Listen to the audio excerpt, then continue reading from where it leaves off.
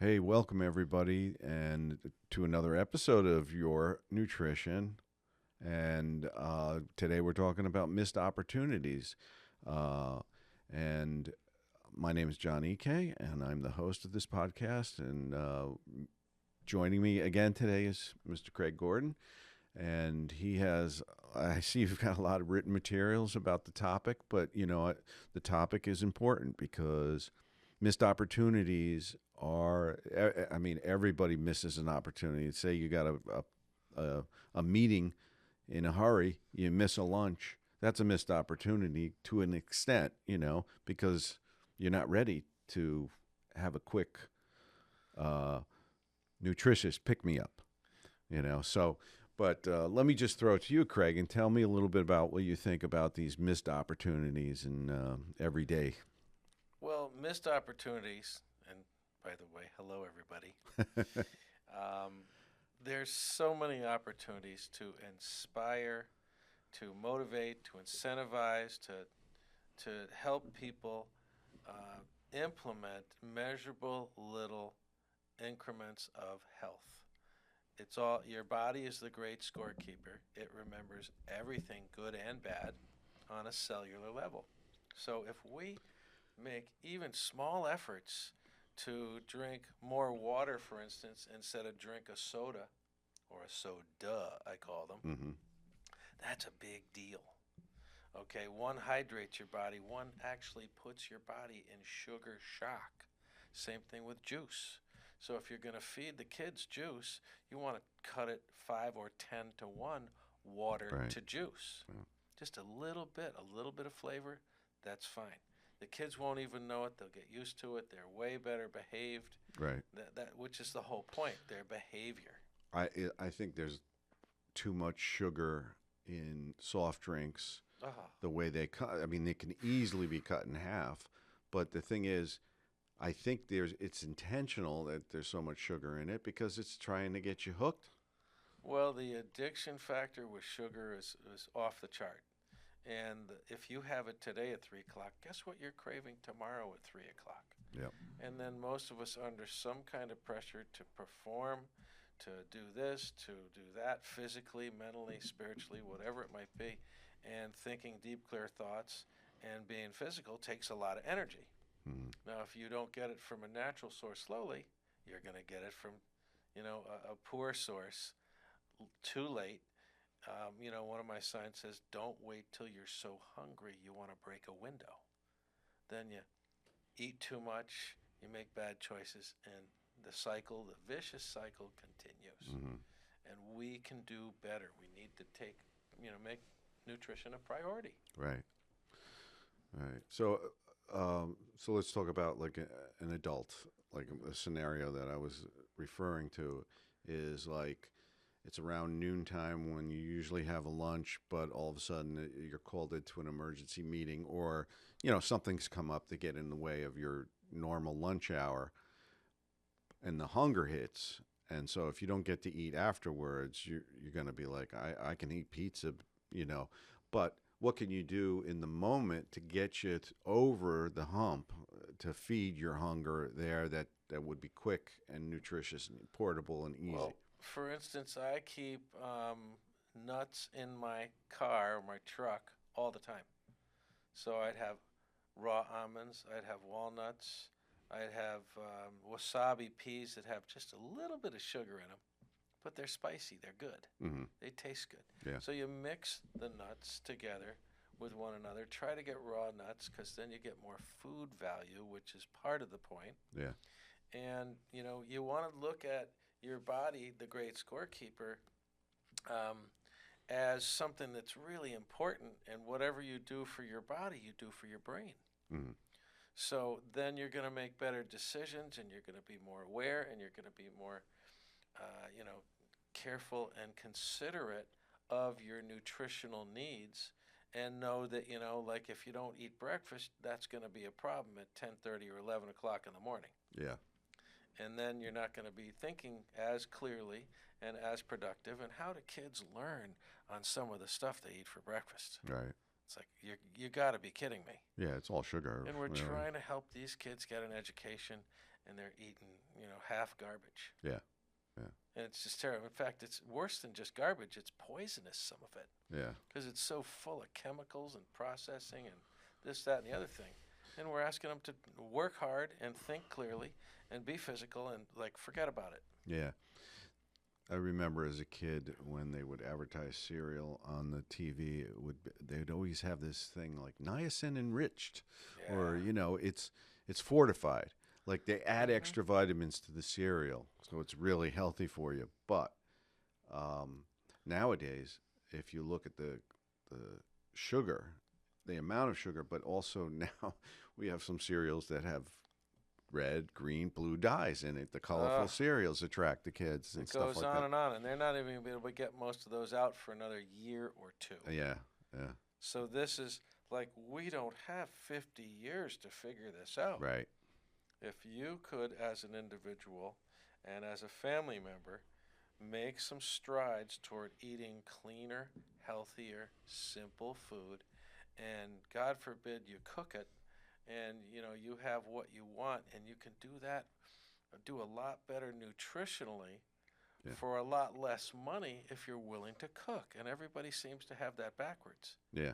Thinking nutrition's expensive. That might be like a giant excuse why they don't even consider, getting out there and getting some ingredients and cooking a meal. There's also the convenience factor, I think, for a lot of people because, to make a breakfast, I got to cook, I got to fry some eggs or scramble some eggs, and then I got to make the toast and make this stuff like that.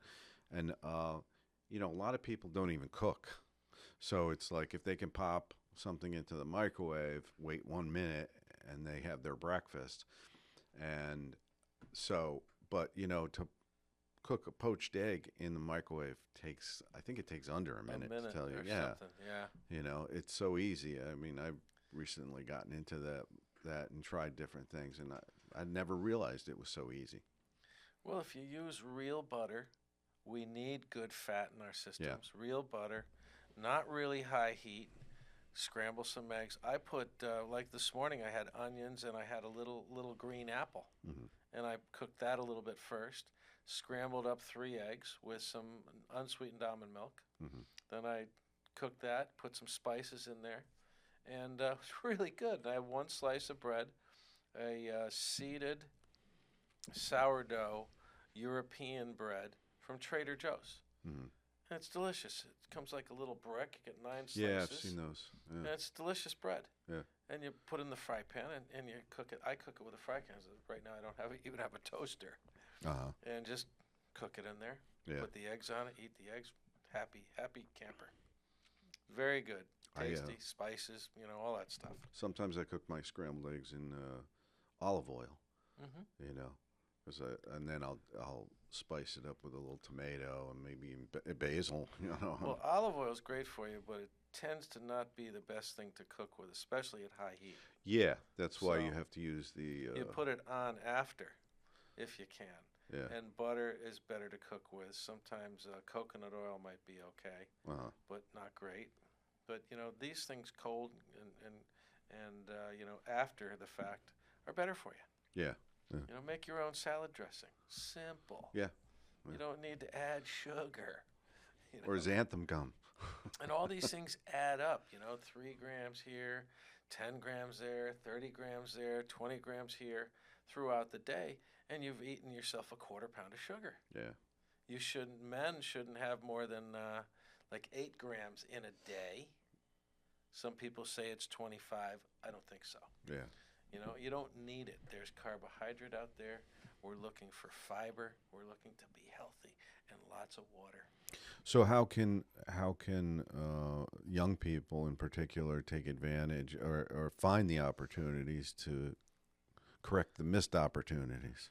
Well, I think our opportunities are all over the place. Like, for instance, a young person gets in trouble at school, and you start saying, okay, we're not going to punish you necessarily, but what we'd like to do is have you eat a little healthier, and we're going to help you. But we're going to focus on getting you a little bit more protein, a little less carbohydrate, a little less refined carbohydrate, and drink more water, and maybe take a supplement or a vitamin, vitamin, mineral, trace element for kids Mm-hmm. or age appropriate kids and gender appropriate, and start something basic, something consistent. And, I'll be darned if you don't get rid of the sugar out of their diet and see some behavioral improvements and possibly see their grades go up. Mm. They did this in New York City for the entire city in the 80s, and they forgot about it. Mm. One of my signs says 16% better grades, no cheating, just better eating. Mm. And 16% better grades, and it just changed the school lunch over 4 years. Yeah. Got rid of more and more sugar, more and more additives, more and more, colors and all that. And their bodies responded, so their brains respond. Yeah. This is how we can change the school to prison pipeline, or at least we can put a dent in it instead of just watching it get worse and worse every year. What educational materials are out there? Say they wanted to put a plan into action on the school level, whether it's middle school or high school or even grade school.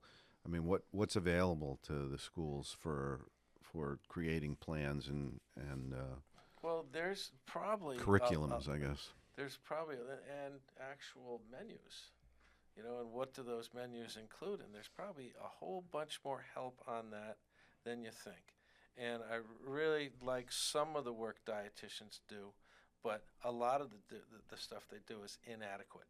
Yeah. The schools, the prisons, the rehabs, the nursing homes, the hospitals, most of them have issues with nutrition. Yeah. It's about convenience, it's about food safety, it's about cost. Cost. and that's what their three main things are, and that's what their edict is. But it doesn't seem to have much to do with nutrition. You got people in nursing homes that badly need nutrition, and they're feeding them like a cup of this and a cup of that. They pull it out of the freezer or the fridge, throw it on their tray. Goodbye. Next. Yeah. And they wind up eating, a third a pound, a half a pound of sugar that day. Yeah. And they wonder why they're having trouble with their speech, or they're having trouble walking, or they're having trouble with being regular, or whatever it is. Is they're not feeding them. Yeah. They're not getting, feeding connotes nurturing. Yeah. What's nurturing about all that processed food? Nothing. And it's about cost, and it's about food safety, and blah, blah, blah. Yeah. Not nutrition. I think to a certain extent, too, some institutions create their menus around the fact that a lot of people don't like spice. They don't like different kinds of flavors, particularly young kids. I mean, I used to work with somebody who was in their mid-20s who only ate grilled cheese sandwiches because that was the only thing that they could tolerate. And that's not very healthy.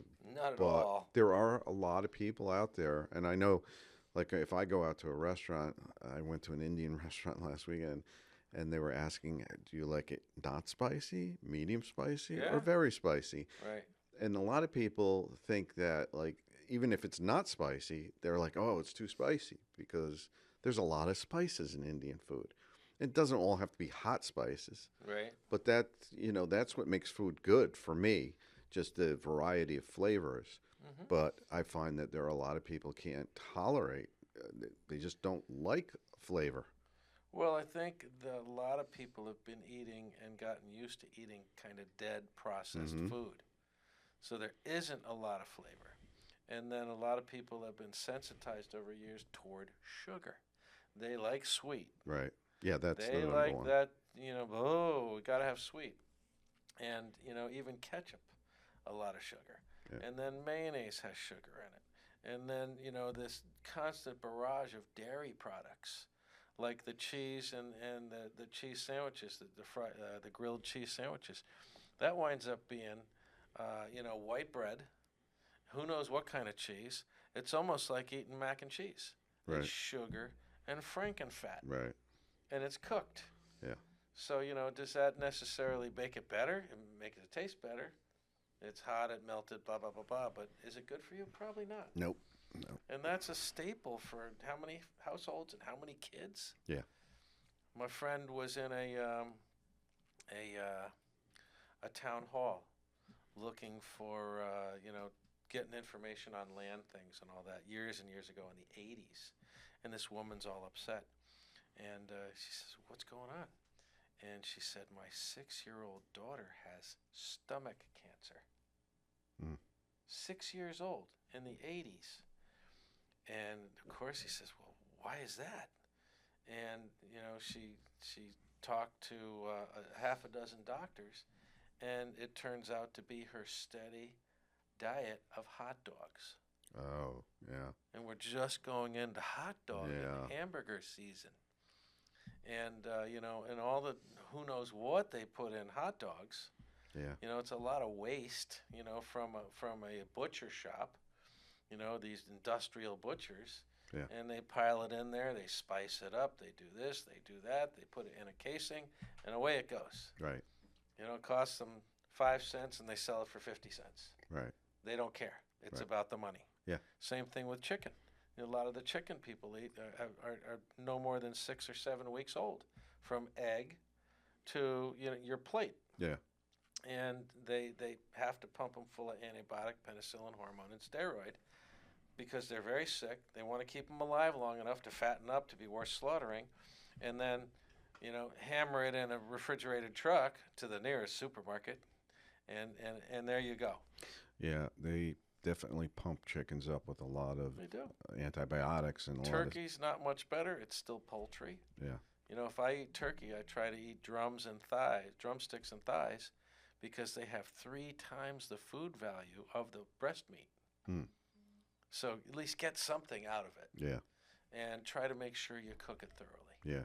Because unfortunately, a lot of the meats that are commercially available out there have E. coli. Yeah. And so you want to do what you can to be very safe about your food handling. Yeah. One of the reasons they go crazy about it in all these institutions, they don't want to have an outbreak of anything. Right. But that's also because that takes food prep and it takes extra work. Yeah. And they don't want to pay for labor. Right. They don't want to do food prep in the morning. Yeah. They want to open up a big tin that's 5 gallons, 2-3 of those in the hopper, heat it up, put it, sloppy joes, throw beef in it, sloppy joes, here you go. Yeah. Next. Yeah. Well, it's mass production. On white bread to boot. Yeah. White bread is just like eating white sugar. Right. So. Yeah. Yeah, and I'm sure that has a lot to do with, well, a lot of people don't like whole wheat, Well, whole wheat is just as bad as white. Is it? We're looking for grains. We're looking for fiber. Right. We're looking for density. Right. Or nutritional density and nutritional value. Right. Doesn't So whole wheat bread have the whole? It's virtually no different than white. No. Of course, everybody thinks it's a lot healthier. Yeah, because they don't dehusk the wheat kernel, right? It's all processed. Yeah. They Yeah, well, ruin that's it, the thing. they The mash amount it, of processing you're doing. The Yeah. processing is off the chart. So there are so many opportunities. For instance, social services. How many people do we wind up seeing having to need therapy for social services? And how many of these people, unfortunately, that give social services are carrying weight themselves? Mm. So how is social service as a whole going to represent nutrition to somebody when they're 50 or 100 pounds overweight? Mm. Yeah. So nobody wants to be a hypocrite, so nobody wants to talk about it, and if they do, they're not talking about it clearly and succinctly and willing to look you in the eye and represent it. Yeah. And plus, you're on the other end of the show asking for help, asking for guidance, and you're looking at somebody that's carrying that much weight. It's like, how are they representing health? Right. What kind of stuff is that? Yeah. So we have a big problem with all sorts of people in social services, the addiction counseling, with IOP programs, with a variety of issues, even methadone clinics, Mm. that never talk about nutrition. Right. They don't care. And these people are, bless their souls, when they don't get their methadone, they're hammering sugar. They couldn't get enough. Yeah. All the energy drinks, all the cream sodas, all the orange, blah, blah, blah. Their blood sugar's spiking. Right. They're not thinking clearly, making worse and worse decisions, and getting more into, the street rather than the methadone. The methadone seems to never go away. If they mess it up, they're on the street, and here we go again. Yeah. And then they're doing crimes to support that. Yeah. It's like, come on.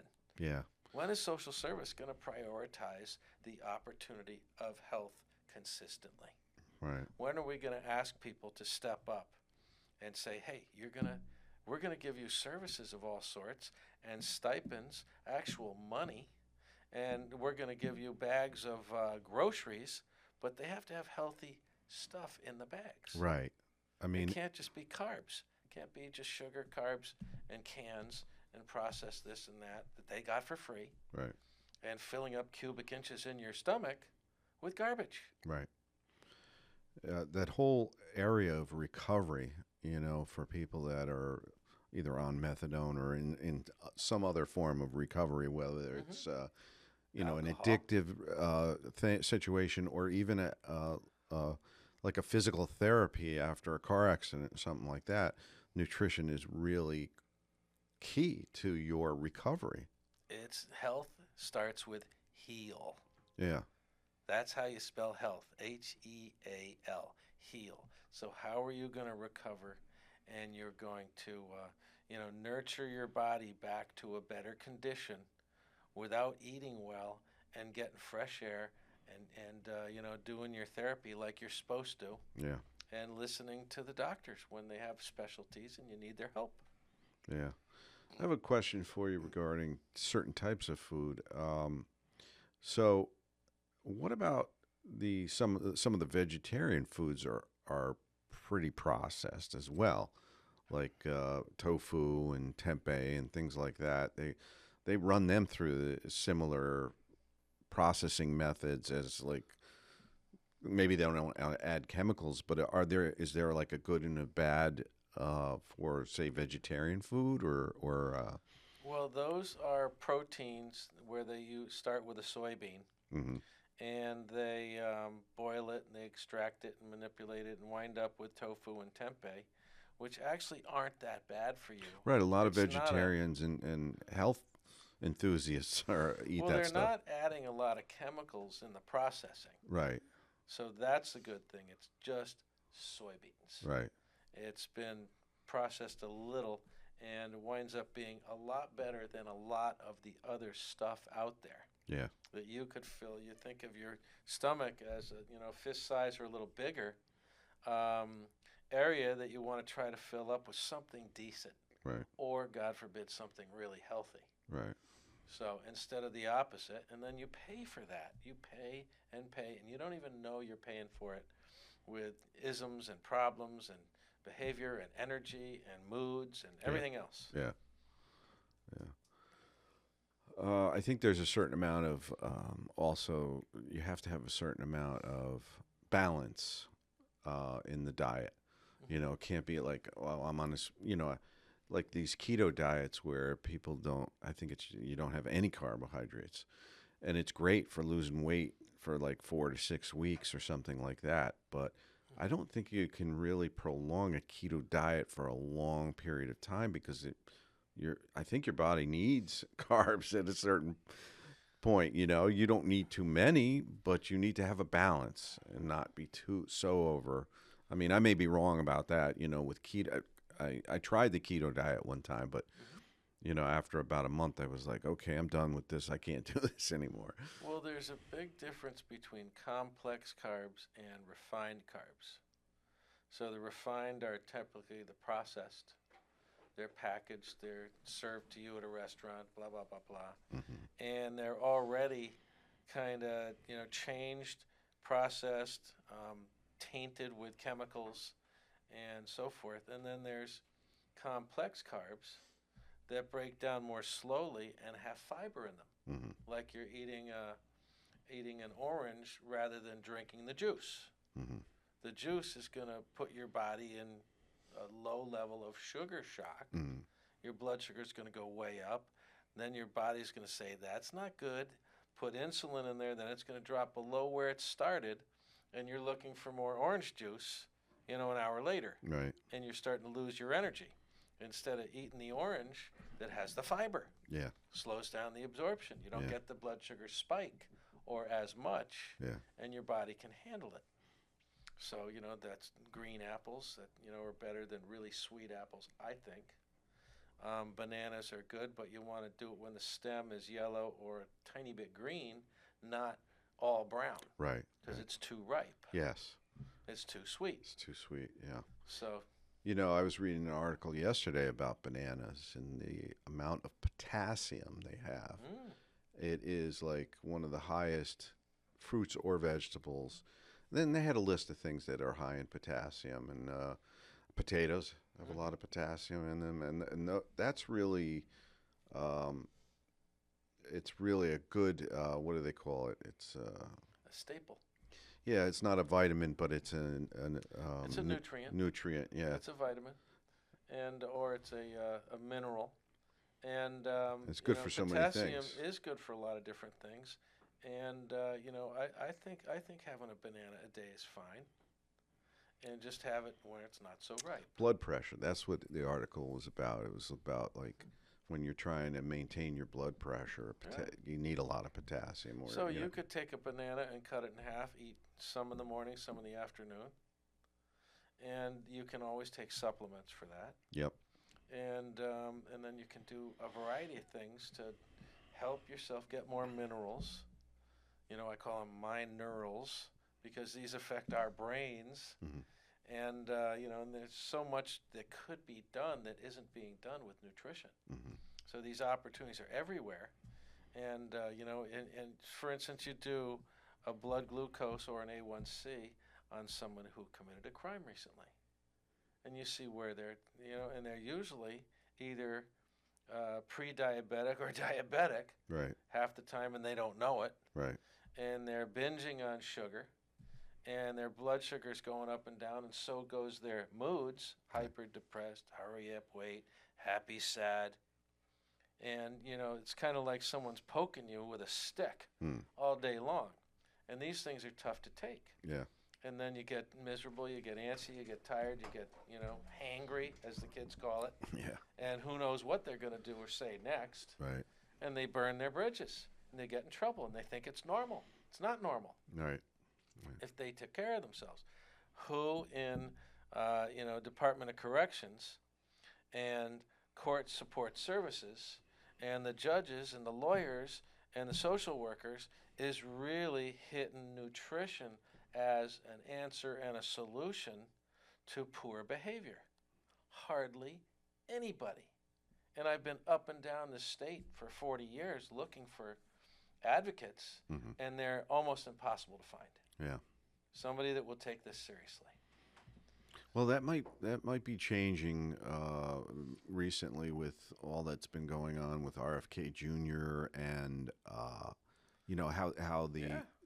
that agency that he runs is like completely changed. Health and Human Services Secretary, CDC, FDA, all sorts of different entities that have to do with your health. Yeah. And it's wonderful. Yeah. I mean, we need a change because RFK is a character. He's got a colorful past. Sure. But he's on the job. He's on the right track. Right. He's focused on nutrition instead of anything but big food, beverage, and pharma. It's almost like they'd sooner shoot you than shake your hand. They're just there to collect dollars. Yeah. And it's massive amounts of dollars or incentive for them to look the other way and keep doing whatever they're doing. I saw. Yeah, that's nice. I saw this funny video recently. It was a Simpsons episode. I think it was Simpsons, where some guy discovers a cure for cancer. And maybe it was Family Guy. It was one of those cartoon shows. Yeah. And he finds a cure for cancer. The guy's like, "This is great. We got to tell everybody." He's like, no. Here at Acme Incorporated, we don't want anybody to know about this because then they'll get off the pills that we're selling them. And there goes our gravy train. Well, these are very smart people, and they're trained on that money. And anything that could potentially threaten their annuity is a big threat to them. Right. So they don't care about the kids and the people. They care about that money. Yeah. And, that's just the way it is. It's sad. I would venture to say that at least half of all senior level federal employees, including congressmen and senators, are invested in all sorts of companies they oversee. Right. And they never lose because they know about the legislation and the regulations and everything else way before the companies even know. And they buy stocks for peanuts, and they always go up to serious dollars, and they sell, and that's why they're all loaded. Yeah. I think a lot of politicians think the only conflict of interest there is something that my opponent is doing, That's where the conflict of interest. They're always pointing fingers at each other, but you got to really look at yourself if you have any belief in a higher power. What is my motivation? Their higher money. Power is dollars. You can't worship God and money at the same time. And if they get reelected, it's more dollars. Yeah. Now they're all threatened that RFK is going to pull their cushy little, health care, I call sickness care, privileges in the Congress and the Senate. And all sorts of federal employees have these ridiculous packages that take top shelf care of them that we all pay for. Right. And why are they so special? They work for us. They should have same type of programs that we have. Absolutely. And they should pay for it themselves. Yeah. They're getting plenty of money. Yeah. So we have all sorts of opportunities in social services, in education, in mental health, in crime prevention, and then we have opportunities to foster positive behavioral change, beginning with optimal health, rather than optimal health never gets any sunlight and water. And we're sitting there, sitting on our hands or our thumbs or whatever, watching the same old people do the same old stuff, the coffee, the cigarettes, and the sugar in early recovery. And those people in early recovery cannot do what I call the mental Olympics in early recovery and listen, understand, and make better decisions going forward because their bodies are still pissed off. Their blood sugar's up and down. They're malnourished. Their bodies are pissed, so their brains are not working. Their brains are broken. And they think it's normal. So, bless them. I'm on their side. I'm a recovering addict. I stopped, 40 years ago or 45 years ago. No more monkey business. Wow. I said that's enough. I see you have a lot of written materials there. Is there anything that you want to highlight and talk about, that's available for, on Amazon or something? Well, I represent this. I have the last couple thousand of these books. It's called Food and Behavior, written by my friend Barbara Stitt, who has passed since. And I represent her. And this book is off the chart with changing the statistics in something we call recidivism in the criminal justice system. Okay. Recidivism is the biggest word in criminal justice. Right. That's reoffending and getting caught. So you probably did 10 stunts and you got caught for one. Right. And then you're back in the system. Right. The system costs us, $70,000 a person to keep somebody in prison for a year. Wow. 70,000. Some of those people cost way more than that because their bodies are so shot, their behavior is so bad, and we're trying to give them support and a variety of services to keep them calm and help them move forward and make better decisions. God forbid, get a job. We give them all sorts of housing. Yeah. And usually the first thing they're coming out of prison is where am I going to get a cigarette and where am I going to get a drink? It isn't even an hour later. I'm free. Let's go. Just like, unfortunately, the immigrants come to this country. Oh, we're free now. Yeah. We can eat all the American garbage. Yeah. And it's a disaster. So, these things aren't free. Your freedom is predicated on your behavior, which is predicated on your diet. Simple as that. Yeah. You know, how free are you when you had a stroke, you have cancer, you have heart disease, you have diabetes, you have all sorts of, mental health issues. How free are you? How good do you feel? And most of that is self-inflicted. Right. And it starts at a young age. It does. And yeah, it's there really should be more available to people. There are 2 to 5 year olds developing heart disease and diabetes Wow. from horrid diets. Yeah. And their parents are not paying attention. Yeah. They've never been exposed to these ideas. It's never been explained to them, like this is a bit of an explainer, this podcast. Mm-hmm. Explain, step 1, step 2, step 3, and look what happens, either good or bad. Yeah. Eliminate the obvious insults, I call them. And then your body says, oh, maybe we can be friends. Mm-hmm. Maybe I can work with you. Maybe I give you a little bit more energy. We could go to the gym. We could go for a hike. We could get something done outside. We could clean up something in the house. Yeah. We could do better at work. We could be more productive and maybe move up the ladder instead of go sideways or, they don't care. So, something happens, you're gone. Because you're not that valuable to our business because of, your general demeanor. Mm-hmm. So this is how people get ahead. Yeah.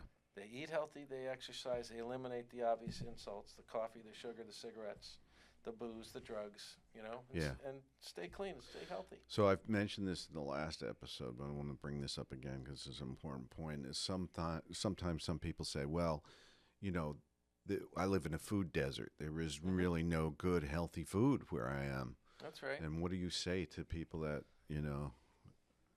claim that? Well, everybody knows somebody with a car. Mm-hmm. So if they really wanted, they could get transportation somehow to a supermarket at least once a week. And they could go make a list and get ingredients that they need to cook decent half or 3/4 or whole healthy food. Yeah. It's not hard. Yeah. Even if it was a hamburger for, something, a half decent cut of beef and a salad. Mm-hmm. Eat your greens. Mm-hmm. Eat the vegetables. It's not hard to make a salad. They actually taste good. You can put some walnuts on there. There's some good fat. We need good fat in our bodies. Yeah. There's some fiber in the vegetables. That's really good. It's a good example for the kids to eat salad. Mm. That's a big deal. Yeah. Maybe we could have some broccoli, or we could have some spinach, or we could have some asparagus or green beans or something. Eat some greens. What about pasta? Is there any pasta that's healthier than others? Well, they have N.E.A.D pasta. They have pastas made out of cauliflower. They have all sorts of different pastas that are. There's pastas made out of protein-loaded grains rather than starch-loaded grains, and so those are pretty good. Mm-hmm. So anytime you reduce refined carbohydrates out of your diet, that's a big deal. Because you eat a bowl of white rice, or you eat corn products like taco shells or wraps, there's a lot of carbohydrate there. The carbohydrate turns right into sugar in your body 20 minutes later. And so you ate a bowl of sugar. And your body's not happy about it. Half an hour later, you're asleep. You wonder why. There goes your evening. You could have done something interesting, fun, educational, productive with your evening, and you're asleep. Yeah. And so that doesn't make sense. What about people with very active lifestyles? There's a certain amount of wraps or whatever that's acceptable because they're burning it so quickly. Well, I've had wraps before, and I wind up peeling off at least 2/3 of the wrap and eating what's inside the wrap. Right. The ends tend to be just... The ends are loaded. Yeah. You peel them off. Yeah. You got, anything that's double wrapped, you peel off the second layer. So if you got to have a wrap, okay, but try to peel off the carbohydrate. Yeah. Carbohydrates are necessary, but if they're refined and it's too much, it's not good. Right.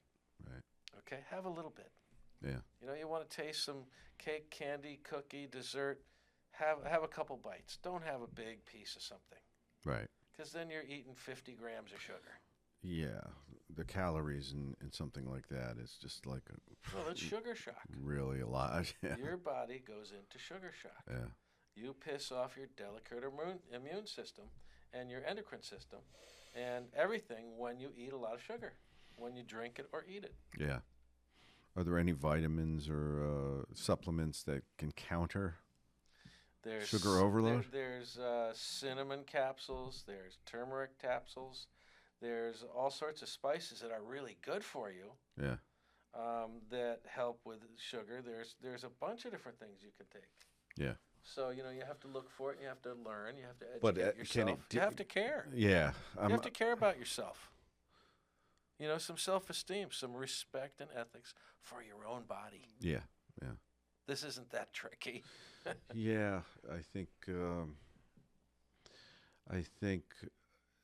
food is something. I mean, you can live without uh, drugs like heroin, but you can't live without food. Everybody has to eat. And that's sometimes Same with water. an excuse for eating poorly. Right? But yeah, it takes education, obviously, but it also takes a will to I noticed I felt better after I had that nutritious meal last night. Maybe tonight I won't have a pizza. Hey, there are people out there that have never had one healthy meal in their life. Yeah. It's been processed, it's been cooked, it's been, pulverized, it's pizza, it's, fried chicken. Yeah. Well, it's a lot of things. And then they never know yeah. how it is to feel better in their own skin. Yeah. Another argument some people have is the good food costs too much. Because, the other regular food is cheaper. Well, discounting the I nutritional disagree. value. Because you go out to McDonald's, for instance, and it's quick and easy, and here you go, but you're spending $10 on a meal, sometimes $12 on a meal. Yeah. And you could take that $10 or $12 and buy the ingredients that are virtually the same but better quality, and 3 meals if you're willing to cook. Oh, yeah. So if you're willing to do some food prep at night for the following day, you could have a decent, healthy lunch for a third the price. Save the money, save some, put some equity together, and buy yourself a house instead of being on the treadmill forever. Yeah. We don't need that. Yeah. So there's all sorts of, reasons why. And then the cigarettes are $13 or $15 a pack. They do nothing but suck the life right out of your body. Yeah. They actually help cause diabetes because I call cigarettes sugarettes. Right. And it's unbelievably expensive. And that's just the cost of the cigarette, let alone the sickness care down the road. It's supposed to be a lifetime smoker will consume literally $1.25 million in sickness care in their life because of the cigarettes. Wow. So who's paying for that? Yeah. And how sustainable is that? Right. So, and what kind of an example is that for the kids and everybody around them? So we need to step up and man up and woman up and whatever and say, hey, that's enough. Just no good. Where's the upside? None. So, where can people get in touch with you if they want more information? Well, right now I'm using my phone. You can text me. My name is Craig Gordon. My phone number is 203-981-3222. I'm working on a new website. My website's been down a little while, and that's getting upgraded. I have all sorts of material to back up my claims. This isn't rocket science. It's very simple. I've got measurable prevention health books or workbooks. I've got, things for alcoholics and addicts, like 7 weeks to sobriety. And this woman was like 60% of the people that went through her program never looked back after 3.5 years. So that's fighting alcoholism through It's all about nutrition. nutrition. Biochemistry. Interesting. And eliminate the obvious insults and the sugars and the processed stuff out of your diet. Eat healthy. Get exercise. No more cigarettes, no more caffeine, no more sugar or limited sugar. And it all changes, and it happens pretty quick. It's not like you got to wait a year or two for this to work. Then I have another book called The Nutritional Guidelines for Correcting Behavior. So there's a lot of material. So my name's Craig, 203-981-3222.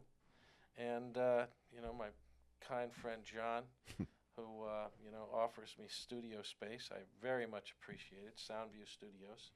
Well, I think it's a valuable message you have, and I'd like to see it go further, and I'd like to see more funding go into that as well as public access. But it can change lives, and it does every day.